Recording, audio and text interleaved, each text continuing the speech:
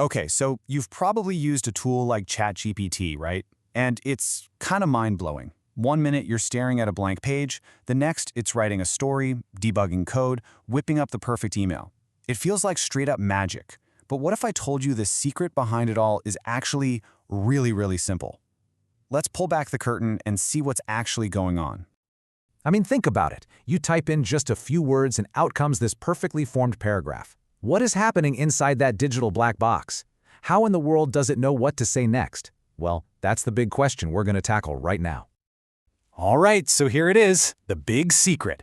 It's powerful, but it's also incredibly simple. At their core, these amazing AI tools are nothing more than prediction engines.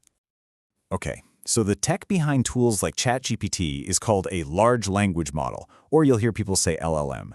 So what is an LLM? Well, just like we said, it's a prediction engine. Its entire job, its only job really, is to look at a bunch of text and make a super educated guess about one thing. What's the most likely next word?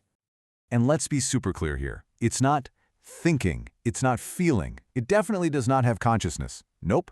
What it's actually doing is running a massive, and I mean massive, mathematical calculation to figure out which word has the highest statistical chance of coming next.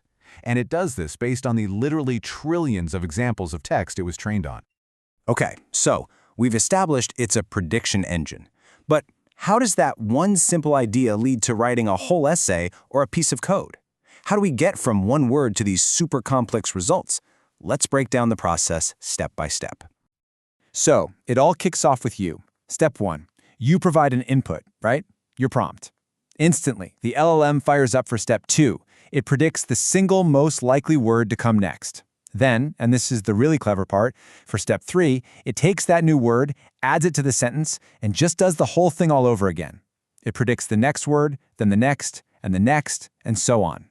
It's this incredible chain reaction, all built on the patterns it learned from all that training data. So, think about this. When you type, "Write a story about a brave knight," you're not really giving it a command. What you're actually doing is just giving it the first few words of a long sentence. You're kicking off a pattern and basically asking the prediction engine, "Hey, can you finish this for me?" You're just setting the initial context. Okay, I know what you might be thinking. Predicting the next word? That sounds way too simple to explain how it can write a whole sonnet. And you know what? You're right to think that. But this next part, this is the one key idea, the one analogy that's going to make it all click. So here's where it gets a little weird. The AI, it doesn't understand you at all.